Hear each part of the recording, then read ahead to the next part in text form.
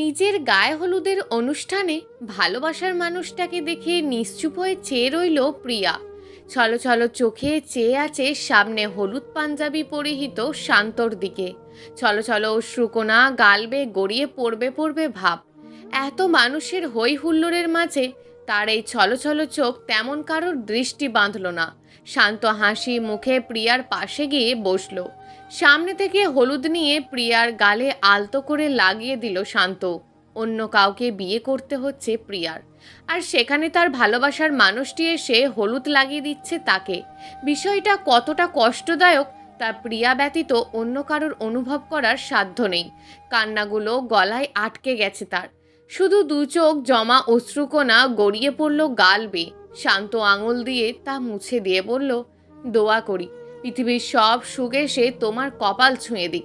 বলেই উঠে সেখান থেকে দ্রুত পায়ে হেঁটে অনেকটা দূরে গিয়ে একাকী দাঁড়িয়ে রইল শান্ত।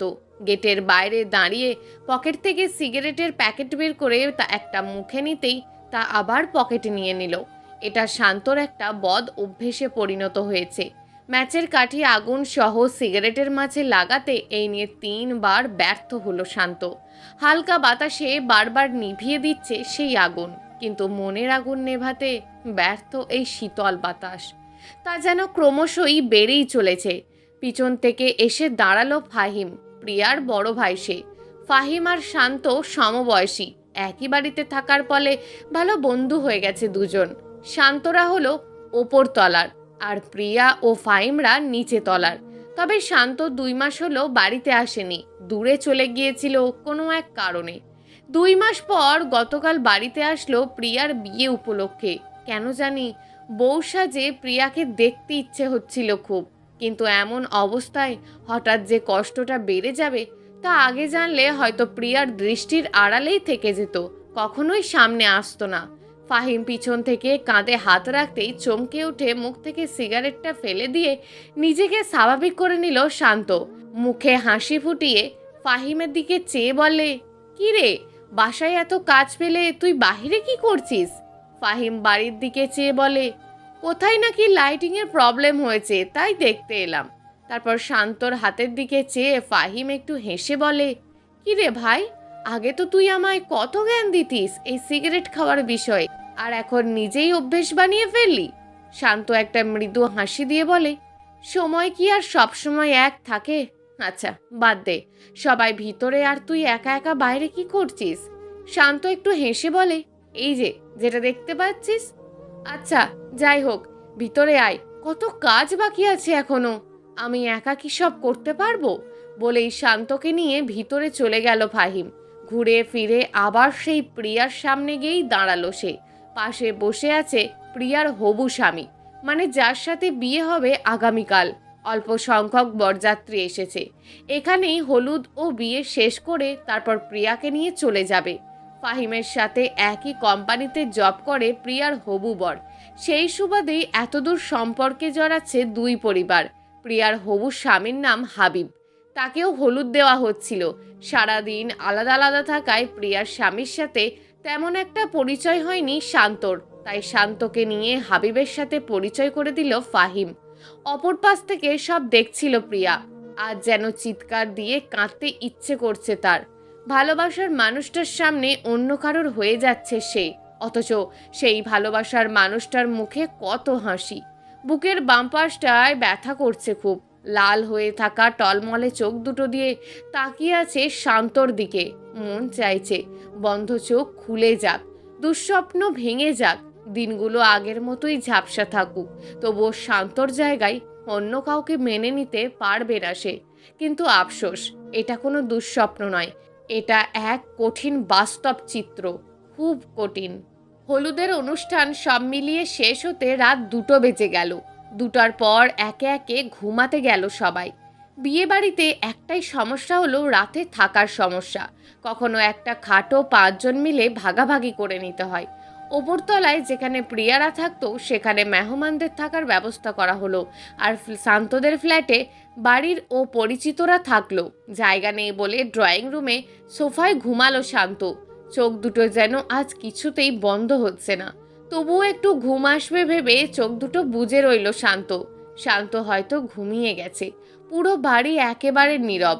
প্রিয়া রুমের দরজাটা ফাঁক করে শান্তর দিকে তাকিয়ে রইল দরজার সামনে দাঁড়িয়ে।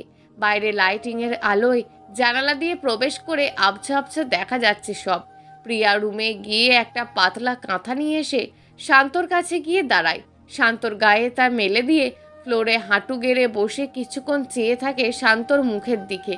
কিছুক্ষণ এভাবে থেকে চোখ দুটো ভিজে ওঠা মাত্রই উঠে আবার রুমে গিয়ে দরজা বন্ধ করে দিল সে। শান্ত তখন গভীর ঘুমে। সেদিন শান্তর বাড়িতে কেউ ছিল না, সবাই বড় আপুদের বাসায় গিয়েছিল।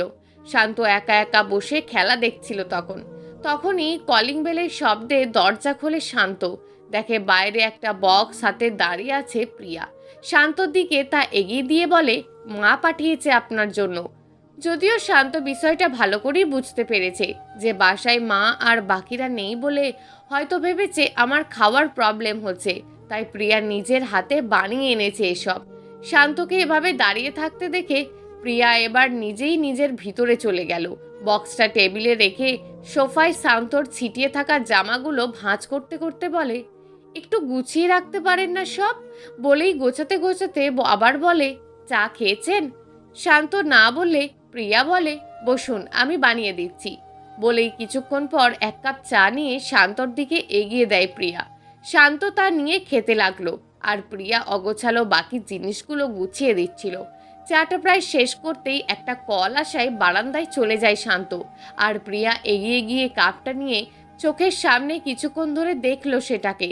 তারপর একটা মুচকি হাসি দিয়ে কাপের শেষ ভাগে থাকা অবশিষ্ট চায়ের চুমুক দিল সে। ভালোবাসা সত্যিই অন্ধ হয়। শান্ত কথা বলতে বলতে ব্যালকনি থেকে দেখছিল পুরোটা। প্রিয়ার এমন অদ্ভুত অদ্ভুত কাজ যেন মাঝে মাঝে তার ভিতরে এমন অনুভূতি তৈরি করে যা শান্ত নিজেও অনুভব করতে পারে না। কল্পনার পূর্বের স্মৃতিগুলো ভেসে উঠছে বারবার। শান্ত চোখ খুলে উঠে বসে রইল সোফায়। আর কয়েক ঘন্টা পরই সেই প্রিয়া অন্য কারোর হয়ে যাবে চিরতরে।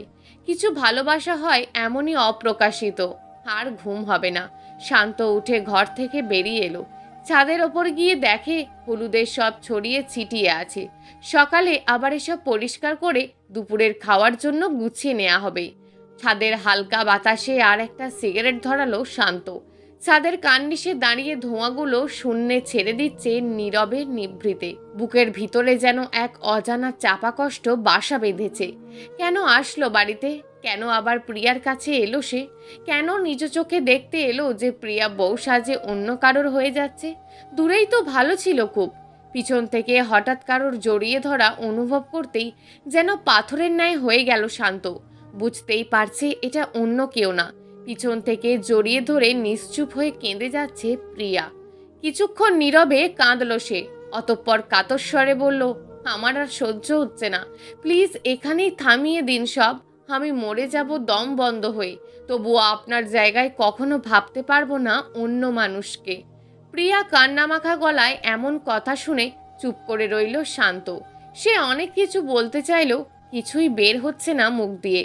আর প্রিয়া শান্তকে পিছন থেকে জড়িয়ে ধরে নিশ্চুপ হয়ে কাঁদছে। শান্ত নিজের থেকে প্রিয়ার হাত দুটি ছাড়িয়ে কিছুটা দূরে গিয়ে দাঁড়ায়। কারণ আজই প্রিয়ার বিয়ে। বরপক্ষের কেউ এসব দেখলে অনেক বড় কেলেঙ্কারি হয়ে যাবে। প্রিয়ার থেকে কিছুটা সরে গিয়ে কড়া গলায় বলে, বাচ্চামো করো না প্রিয়া, ঘুমাতে যাও। সকাল হতে এখনো 2-1 ঘন্টা বাকি। আর বিয়ের দিন শরীর দুর্বল করো না। প্রিয়া কাতর গলায় বলে, একটা মানুষ কতটা অসহায় হলে এমন বাচ্চামো করে বলুন তো? শান্ত আবারও কিছুক্ষণ নীরব থেকে বলে, তোমাকে বলেছি এখান থেকে চলে যেতে। কেউ তোমাকে এভাবে দেখলে মান সম্মানের প্রশ্ন উঠবে। কেউ আমার জীবন নিয়ে একবারও ভাবলো না। আমি কেন তাদের সবার মান সম্মান নিয়ে ভাববো? শান্ত আবারও বিরক্তি নিয়ে বলল, এক জীবনে চাইলেই সব হয় না প্রিয়া। বাস্তবতা বলতেও একটা কথা আছে, ভাগ্যকে নিজের সাথে মানিয়ে নিতে হয়। তুমিও মানিয়ে নাও, অনেক সুখী হবে জীবনে। প্রিয়া এবার ঝাঁঝালো গলায় বলে, কিসের বিয়ে, কিসের ভাগ্য? আমি মানি না কোনো কিছু। ওই লোকটাকে আমার একটুও ভালো লাগে না। কাউকে ভাবতে পারি না আমি আপনার জায়গায়। আমার লাইফে হয়তো আপনি, নয়তো অন্য কেউ না। সকাল হলেই চেঁচিয়ে সবাইকে বলবো আমি যে এই বিয়ে করছি না আমি। বিয়ে ভেঙে দেব, আমি সব এলোমেলো করে দেব। আর কিছু বলার আগেই ঠাস করে একটা চড় পড়ে প্রিয়ার গালে। বলছি না ঘরে যেতে, এক কথা কতবার বলা লাগে? ঝাঁঝালো কণ্ঠ মুহূর্তেই নিশ্চুপ হয়ে যায় প্রিয়ার। গালে হাত দিয়ে কয়েকটা নিঃশ্বাস নেয় সে। আচমকায় শান্ত কি করে ফেললো এটা? নিজের মাঝে অনুশোচনা হলে উল্টো দিকে ঘরে দুই পা ফেলে ছাদের কিনারায় ঘুরে দাঁড়ালো। তার বুকের ভিতরটা পুড়ছে খুব। কিছুক্ষণ গালে হাত দিয়ে ওভাবে দাঁড়িয়ে থেকে কাঁদতে কাঁদতে নিচে চলে গেল প্রিয়া। সিঁড়ি বেয়ে নামতেই সামনে পড়ে প্রিয়ার বড় বোন রিয়ার সামনে। সকাল সকাল ছাদে কারোর আওয়াজ শুনে ওপরে যাচ্ছিল সে। প্রিয়াকে এভাবে দেখে তাকিয়ে রইল প্রিয়ার দিকে, আর প্রিয়া কাঁদতে কাঁদতে নিচে চলে গেল। রিয়া এবার দ্রুত ছাদে উঠে শান্তকে দেখে তার সামনে গিয়ে দাঁড়ায়। শান্তর দিকে চেয়ে রিয়া সোজাসুজি ভাবে বলে, প্রিয়া কাঁদছে কেন? রিয়াকে দেখে একটুও চমকালো না শান্ত। ছোট্ট করে বলে, জানি না। রিয়া আবারও বলে, একটু আগে এখানে কি হয়েছিল ওটা জানতে চাইছি আমি। শান্ত ওভাবেই তাকিয়ে থাকা অবস্থায় বলে, প্রিয়া কাঁদছিল, আমি আসার পর নিচে চলে গেল, হয়তো বিয়ে হয়ে যাচ্ছে তাই একাকী কাঁদছিল। রিয়া ভুরু কুঁচকে শান্তর দিকে তাকিয়ে আবারও নিচে চলে গেল। নিচে এসে দেখে প্রিয়া এখনো রুমে বসে কাঁদছে। প্রিয়ার পাশে বসে বলে, কিছু কি লোকাচ্ছিস আমাদের কাছে?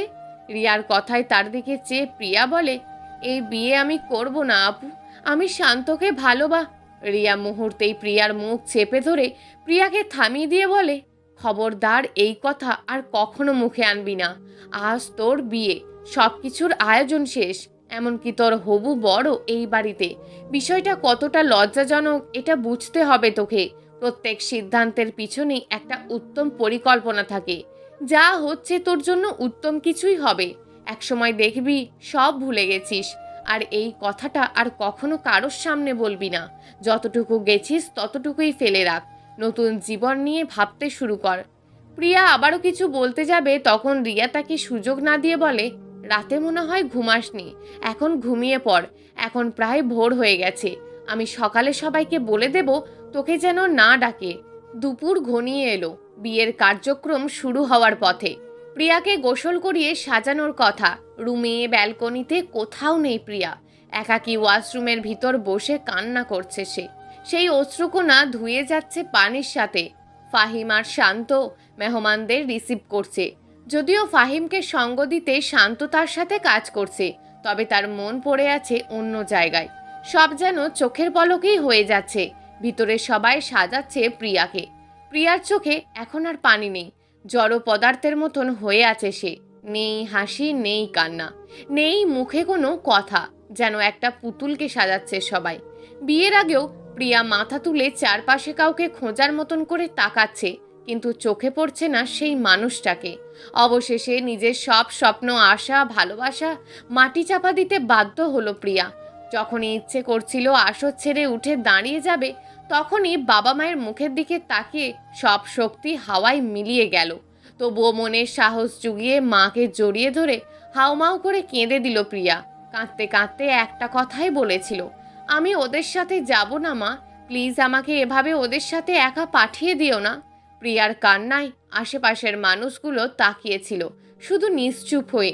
প্রিয়ার বর হাবিব শান্ত মনে ফাহিমের কাছে গিয়ে বলল, প্রিয়া যখন যেতে চাইছে না, আজকের দিনও এখানেই সবার সাথে থাকুক। এত দূরের রাস্তা আসা যাওয়া করতেও একটা প্রস্তুতির প্রয়োজন। ফাইনালি আজ এই বাড়িতে থাকার সিদ্ধান্ত নিয়েছে সবাই, আর বাসর রাতটাও এই বাড়িতেই হবে। রাতে রুম সাজিয়ে প্রিয়াকে রেখে গেল রুমে। রাত তখন 11টা। হাবিব রুমে ঢুকে ওয়াশরুমে গেল ফ্রেশ হয়ে আসতে, আর প্রিয়া জড়বস্তুর মতন চুপচাপ বসে আছে ফুল সোজানো খাটের মধ্যখানে। কিছুক্ষণ পর হাবিব এসে তার পাশে বসলো। দুজনের মাঝেই নীরবতা। হাবিব খুব সরল মনের একজন মানুষ, তাই সব জায়গাতেই তার সরলতা। তেমনি আজও অনেকটাই নার্ভাস। তবুও নীরবতা ভেঙে হাবিব বলে, মন খারাপ? এটা বলেই একটু ভুরু কুচকালো হাবিব। তার এমন অযৌক্তিক প্রশ্নে প্রিয়া বিরক্তি বোধ করলো কিনা। এর মাঝে প্রিয়া মাথা তুলে বলে, আপনাকে আমার কিছু বলার আছে। হাবিব একটু হাসি মুখে বলে, হ্যাঁ বলো। প্রিয়া সোজাসুজিভাবে বলে, আপনি আমার থেকে দূরত্ব বজায় রাখবেন প্লিজ।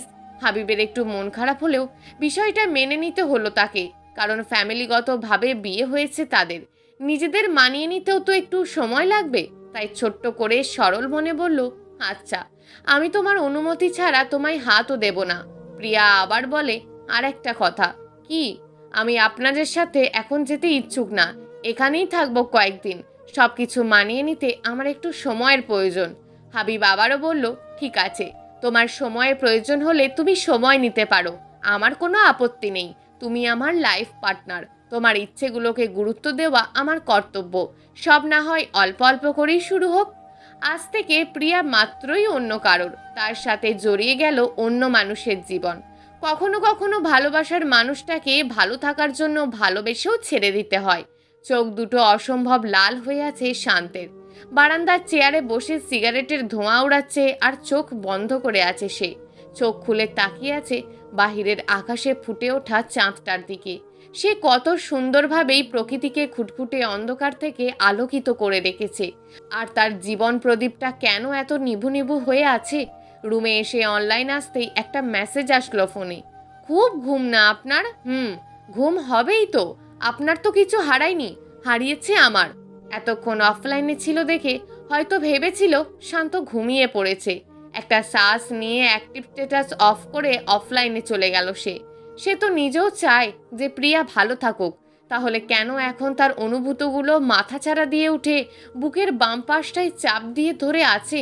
সকাল হলে প্রিয়াকে ডেকে নিচে নিয়ে গেল তার মা, তার শাশুড়ি ও ননদ এদেরকে নাস্তা সার্ভ করে দিতে, কিন্তু প্রিয়ার মুখের ওপর পারবো না বলে সেখান থেকে চলে গেল। প্রিয়ার এমন বেয়াদবি অপমানিত করছিল তার শ্বশুরবাড়ির লোকেদের। তারা অবাক হয়ে তাকিয়েছিল প্রিয়ার দিকে। বিষয়টা আর বাড়তে দিল না রিয়া। হাসি মুখে সবাইকে নাস্তা দিতে দিতে বলল, বিয়ে হয়ে গেছে তো, তাই মন মেজাজ ভালো নেই। প্রিয়ার শাশুড়ি চুপ করে থাকলেও প্রিয়ার চাচি শাশুড়ি বলে, এত মেজাজ নিয়ে শ্বশুর বাড়িতে চলতে পারবে না সে। রিয়াও তার মা বিষয়টাকে হেসে কথা বলে উড়িয়ে দিল। তারপর সকলে খাওয়ায় মন দিল। রিয়া রুমে এসে প্রিয়ার মাথায় ছোট্ট একটা ধাক্কা দিয়ে বলে, এসব কি শুরু করেছিস তুই? শ্বশুর বাড়ির লোকজনদের সাথে এমন আচরণ করছিস কেন? শোন, বাকি জীবনটা কিন্তু তোকে ওদের সাথেই কাটাতে হবে। তাদের সাথে ভেবেচিন্তে কথা বলতে হবে তোকে, সবার মন রক্ষা করে চলতে হবে। প্রিয়া কেঁদে দিয়ে বলে, আমি কি করব আপু? আমি ওদের কাউকে কখনোই নিজের সাথে মানিয়ে নিতে পারবো না। অনেকের ভালোবাসাই তো পূর্ণতা পায়, তেমন করে আমার ভালোবাসা যদি পূর্ণতা পেত তাহলে কি খুব বেশি খারাপ হয়ে যেত আপু? রিয়া এবার শান্ত হয়ে বলল, দেখ, শান্ত ভালো ছেলে, এটা আমিও জানি, বাট শুধু ভালো দিয়ে তো আর দুনিয়া চলে না, ভালো কেরিয়ারও হতে হয়, যেটা শান্তর টোটালি অনিশ্চিত। সে কখনোই তোকে সুখী করতে পারবে না, কিন্তু হাবিব তোকে অনেক সুখে রাখবে, দেখিস, অনেক সুখে থাকবি তুই। প্রিয়া রেগে কান্না অবস্থাতেই বলে, আমার সুখ নিয়ে তোমরা এত কেন ভাবছো? আর হাবিবের কেরিয়ার দিয়ে আমি কি করব? ওর প্রতি তো আমার কখনো ভালোবাসাই তৈরি হবে না। ভালোবাসা ছাড়া কি কারোর সাথে সারা জীবন কাটানো সম্ভব আপু? এবার প্রিয়ার কথার কোনো উত্তর খুঁজে পেল না রিয়া। দুপুরে খেয়ে চলে গেল হাবিবরা, কিন্তু প্রিয়া যায়নি তাদের সাথে। সে কয়েকদিন পর যাবে। শ্বশুর বাড়ির লোকজন বিষয়টা মানতে না চাইলেও হাবিব মানিয়েছে সবাইকে। সন্ধ্যার পর প্রিয়াকে ছাদে ডাকলো শান্ত। প্রিয়াও চলে গেল। ভেবেছিল হয়তো শান্ত তার ভালোবাসাটা বুঝতে পেরেছে, কিন্তু না। শান্তর সামনে যাওয়ার পর নিরাশ হলো সে। শান্ত তার দিকে চেয়ে বলে, শুনলাম তুমি নাকি তোমার শ্বশুর বাড়ির লোকেদের সাথে খারাপ ব্যবহার করেছো। প্রিয়া সোজাসুজিভাবে বলে দেয়, আর সামনেও করব, ওদের কাউকে সহ্য হয় না আমার। শান্ত বলল, এসব করে লাভ কি? প্রিয়া বলল, এসব করলে তারা আমায় ওখান থেকে তাড়িয়ে দেবে, হয়তো আমার স্বামীও আমায় ডিভোর্স দিয়ে দেবে। শান্ত একটু হেসে বলে, এরপর কি করবে? প্রিয়া কড়াভাবে বলে, একা একা কাটিয়ে দেব সারা জীবন, তবু অন্য কাউকে মেনে নিতে পারবো না। এসব বাচ্চামো করে কি লাভ প্রিয়া? আর পাগলেও নিজের ভালো বোঝে। তুমি কেন হাতে ধরে তোমার শান্তিটা নষ্ট করে দেবে বলো? ভাগ্যকে মেনে নাও, একসময় সব ভুলে সুখে থাকবে। আমি চাই না এত সুখ। তো কি চাও? আপনাকে, নয়তো কাউকে না। কিন্তু আমি তো তোমাকে ভালোবাসি না। আমি তো বাসি। শান্ত নিজেকে কন্ট্রোল করে কড়া গলায় বলল, ব্যাস, অনেক হয়েছে প্রিয়া। যদি শ্বশুর বাড়ির সবাইকে আপন করে নিতে না পারো তাহলে আর কখনো আমার মুখও দেখবে না তুমি। বলেই সেখান থেকে চলে গেল শান্ত। আড়ালে গিয়ে চোখের পানি মুছে নিল হাত দিয়ে। বাবার কাশির শব্দে এক গ্লাস পানি বাবার সামনে এগিয়ে নিয়ে গেল শান্ত। বাবা পানিটা খেয়ে নিজেকে শান্ত করে বসলে শান্ত বলে, ঠিক আছো বাবা? বাবা আবার কেসে বলে, জানি না, আমার মাঝে কি রোগ বাসা বাঁধছে। শান্ত বাবাকে শুইয়ে দিয়ে বলে, চিন্তা করো না, ভালো কোনো ডাক্তারের কাছে নিয়ে যাব তোমায়। রুমে গিয়ে বসলে তার ছোট ভাই প্রান্ত এসে বলে, ভাইয়া, কলেজ বেতন ও পরীক্ষার ফি সব জমে আছে, কালকের মাঝে পরিশোধ না করলে পরীক্ষা দিতে দেবে না। শান্ত কিছুক্ষণ চুপ থেকে বলে, কত? ভাইয়া, 1900 টাকা। শান্ত মানিব্যাগ বের করে দেখে তাতে 2500 টাকার মতন আছে, যা বাবাকে ডাক্তার দেখানোর জন্য রেখেছিল। তার মাঝে 2000 টাকা প্রান্তকে দিয়ে বলে, ভালোভাবে এক্সাম দিস। প্রান্ত চলে গেলে সোজা হয়ে শুয়ে পড়ে শান্ত। বাবাকে ডাক্তার দেখানোর জন্য টাকা ম্যানেজ করতে হবে, আবার কয়েক তারিখ পার হলেই বাড়ি ভাড়াটাও দিতে হবে। চারিদিকের টেনশন যেন মাথা থেকে সরে না। পরদিন সন্ধ্যায় একসাথে বসলো সবাই, শান্তর বাবা, মা, ছোট ভাই সবাই। শান্তর বাবা বলে, হাসানের ছেলে কয়েকদিন আগে বিদেশ থেকে ফিরেছে, ওর সাথে কথা বলেছি আমি, শান্তর জন্য একটা ভিসার ব্যবস্থা করে দিতে বলেছি, সেও রাজি হয়েছে। শান্ত চুপ করে রইল। তার মা বলে, কি বলছেন এসব? শান্ত এত লেখাপড়া করেও শেষে কিনা বিদেশে গিয়ে কাজ করবে? বাবা বলে, তো আর কি করার আছে, দেশে থেকে কি কিছু করতে পেরেছে? কোথাও জানি চাকরি করছে, তাও 15-16 হাজার বেতন, সংসারের খরচও ঠিক মতন চলে না তাতে, আর ভিসাও খারাপ হয় না। মা আবার বলে, আমি মা হয়ে আমার ছেলেকে টাকার জন্য এত দূরে পাঠাবো? বাবা বলে, টাকা ছাড়া পুরুষ মানুষের কোনো মূল্য নেই, এখন আর তেমন কেউ ছেলের শিক্ষা খোঁজে না, খোঁজে শুধু টাকা, বুঝতে পেরেছো? ভিসার জন্য হয়তো 8-10 লাখের মতন লাগতে পারে, ওটা আমি এদিক সেদিক করে ম্যানেজ করে দেব, ওখানে গিয়ে অল্প অল্প করে শোধ করে দেবে। আমিও আর কয়দিন থাকি জানি না, যাওয়ার আগে ছেলেকে একটু লাইন করে দিতে পারলেই শান্তি পায়। তোর মতামত কি শান্ত? শান্ত নিচের দিকে চেয়ে বলে, তোমরা যা ভালো মনে করো তাই আমার মতামত। বলে ওঠে হাঁটা ধরলো শান্ত।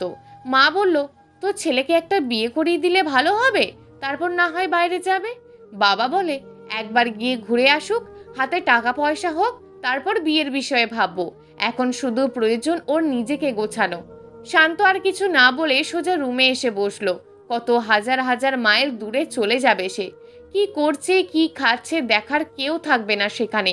মা শেষ হতেই বাড়ি থেকে ফোন দিয়ে বলবে, টাকা কবে পাঠাবি?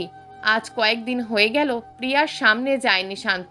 অনেক কল, মেসেজ, এমনকি বাসায় এসেও শান্তর সাথে একটু কথা বলতে পারেনি সে। ইদানিং তার দম বন্ধ হয়ে আসা অনুভূতগুলোর কথা কাউকে কিভাবে বোঝাবে সে?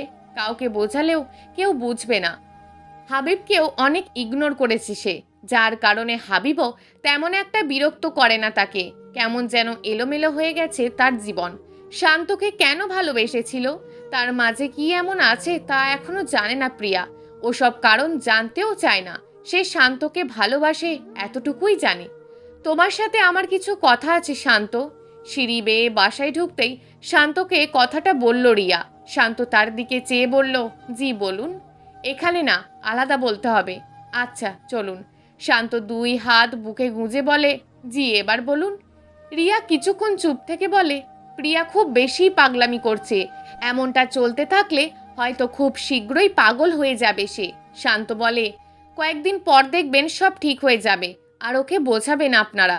তাকে বোঝানো যায় যে বুঝতে চায়, কিন্তু প্রিয়া কোনোভাবেই বুঝতে চায় না। ওর এমন কষ্ট আমার আর সহ্য হচ্ছে না ভাই। ভেবেছিলাম বিয়ের পর সব ঠিক হয়ে যাবে, কিন্তু কিচ্ছু হচ্ছে না। তাকে একটু শান্তিতে বাঁচতে দাও তুমি, দূরে কোথাও চলে যাও তাকে নিয়ে, সুখে থেকো তোমরা। সে হয়তো পাগলই হয়ে যাবে এভাবে থাকলে।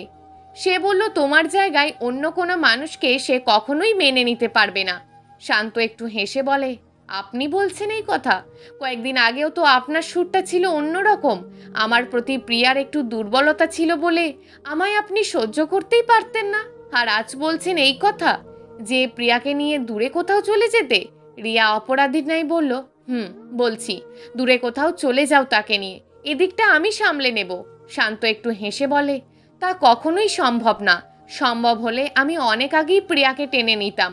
আপনারা তাকে বিয়ে দিয়েছেন, তাকে ভালো খারাপ বোঝাচ্ছেন, এই সময়টা অবধি চেয়ে থাকতাম না আমি, আর এখন বলছেন প্রিয়াকে নিয়ে দূরে কোথাও চলে যেতে?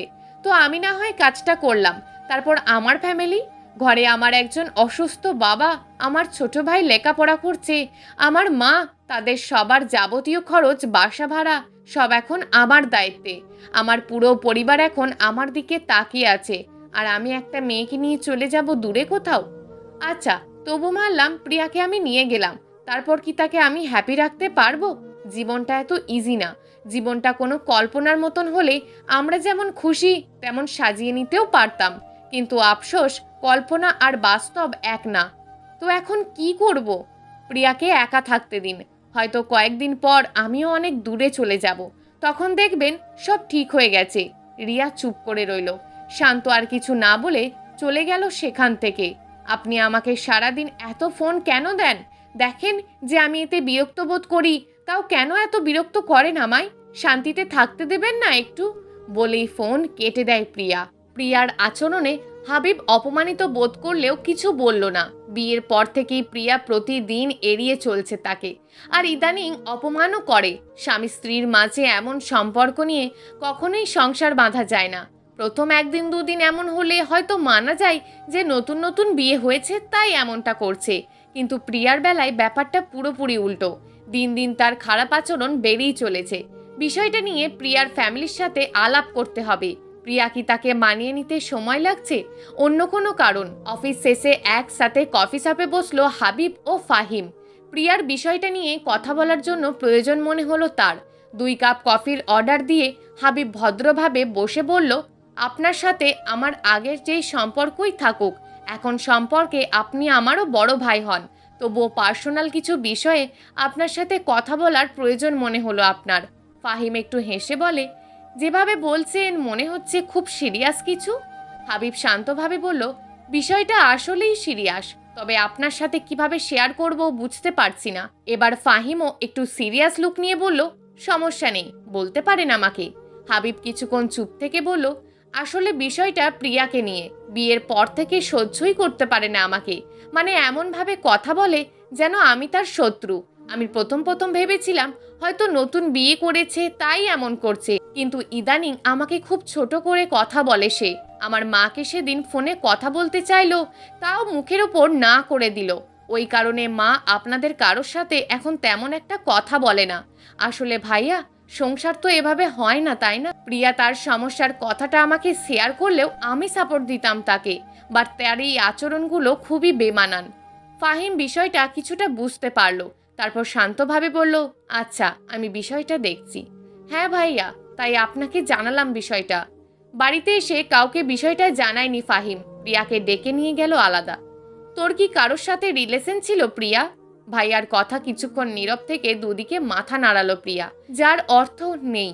ফাহিম আবার বলে, তোর শ্বশুর বাড়ির লোকেদের সাথে এমন আচরণ করছিস কেন তুই? প্রথম দিনও বেয়াদবি করেছিস, আর এখনো করছিস। তুই চাস কি? প্রিয়া শান্তভাবে বলে, আমার কিছু চাওয়ার নেই, আমাকে মেরে ফেলো তোমরা। এসব কোন ধরনের কথা? ঠিকই বলছি, মাও কথা শোনায়, আপুও কথা শোনায়, এখন তুমিও কথা শোনাবে। তার চেয়ে ভালো মেরেই ফেলো আমাকে। আচ্ছা তুই বল, তোর চাওয়াটা কি? আমি কিচ্ছু চাই না। ফাহিম এবার বিরক্ত হয়ে বলে, আমি তোকে বলার জন্য জোর করব না, তবে তোর মনে নিশ্চয়ই কিছু একটা আছে। যাই থাকুক, হাবিব এখন তোর স্বামী। ছেলেটা ভালো দেখেই তোকে তার হাতে তুলে দিয়েছি, আর আমাদের বিশ্বাস ছিল আমাদের সিদ্ধান্তটা তুই মেনে নিবি। তোর প্রতি সবার বিশ্বাস ছিল, কিন্তু তোর মনে যদি অন্য কিছু থেকে থাকে তাহলে তুই যা ভালো মনে হয় তাই কর। ভাই হিসাবে আর কি বা বলতে পারবো তোকে? কিছু করলেও তোর কারণে আমাদের সম্মান যাবে, এটা কোনো বিষয় না। তুই সুখে থাক, এটাই আমাদের চাওয়া। দিন শেষে শুধু একটা কথাই মনে থাকবে, যে তুই আমাদের বিশ্বাসের সাথে বেইমানি করেছিস। কিছুক্ষণ নীরব থেকে ফাহিম চলে গেল। চুপচাপ রুমে এসে শুয়ে নীরবে কাঁদছে প্রিয়া। তার সাথেই এমন কেন হলো? কেটে গেল বেশ কিছুদিন। প্রিয়ার শ্বশুরবাড়ি থেকেও চাপটা বাড়ল। বউ হয়তো বউয়ের মতন থাকবে, আর নয়তো বা ডিভোর্স হয়ে যাবে। অনেক সহ্য করেছে তারা, আমি জানি। স্বামী থাকা সত্ত্বেও এভাবে আপনার পিছনে পড়ে থাকাটা, আপনাকে ভালোবাসাটা পাপ। আমি জেনে শুনেই এমনটা করি, আর করব না। একদিন আপনিও কষ্ট পাবেন খুব, আমার জন্য কাঁদবেনও, তখন আর আমি থাকবো না। আর হ্যাঁ, আপনাকে আমার চেয়ে আর কেউ কখনো বেশি ভালোবাসতে পারবে না, কেউ বাসবে না এত ভালো। শান্ত কিছুক্ষণ নীরব থেকে বলে, আমি কাল চলে যাচ্ছি, সব ঠিকঠাক করে নেবে। স্বামীর সাথে সুসম্পর্ক গড়ে তুলবে তুমি, সুখী ফ্যামিলি হবে তোমারও। আর উল্টো পাল্টা চিন্তা মাথা থেকে ঝেড়ে ফেলো, এক জীবনে সব সম্ভব হয় না। প্রিয়া চোখের পানি মুছে বলে, আমি চাইলে আত্মহত্যা করতে পারতাম, কিন্তু করিনি। কেন জানেন? কারণ আমি এপারেও হারাতাম আর ওপারেও কোনো জীবনে পেতাম না আপনাকে। আমি খুব ভালোভাবেই বেঁচে থাকবো। এপারে আপনাকে পাইনি, তাতে কি হয়েছে? ওপারে গিয়ে সৃষ্টিকর্তার কাছে চেয়ে নেব আপনাকে, বলেই ওখান থেকে চলে গেল প্রিয়া। প্রিয়ার শেষ কথাটা খুব গভীরে গিয়ে লাগলো শান্তর। প্রচুর কাঁদতে ইচ্ছে হচ্ছে, তারপরও কিন্তু কাঁদতে মানা। নিজেকে শক্ত রাখতে হবে, কারণ তার ফ্যামিলি তাকিয়ে আছে তার দিকে।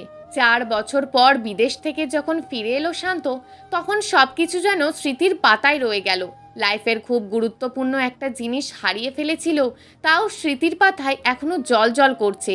এত বছর পর দেশে ফিরে আসায় অবশেষে শান্তর বিয়ের জন্য পাত্রী দেখছিল সবাই। সবার মুখে কত আনন্দের ছাপ স্পষ্ট ফুটে উঠেছে। আজ 4 বছর পর প্রিয়ার মুখোমুখি হলো শান্ত। প্রিয়ার কোলে একটা ফুটফুটে বাচ্চা। শান্ত আদর করে গাল টেনে দিয়ে কোলে তুলে নিল তাকে। প্রিয়ার দিকে চেয়ে বলে, নাম কি রেখেছো তার? প্রিয়া একটু হেসে বলে, আমার সব থেকে প্রিয় নামটাই রেখেছি, শান্ত। শান্ত কথা ঘুরানোর জন্য বলল, তোমার হাজবেন্ড কোথায়? নাকি তুমি একাই এসেছো?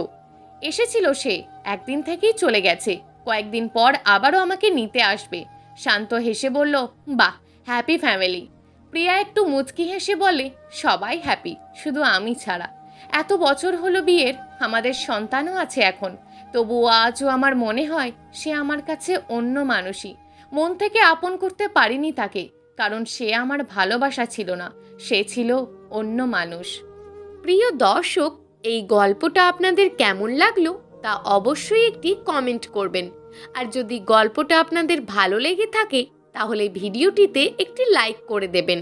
এই ধরনের ভিন্ন স্বাদের গল্প শোনার জন্য চ্যানেলটিকে অবশ্যই সাবস্ক্রাইব করে আমাদের সঙ্গে যুক্ত থাকুন।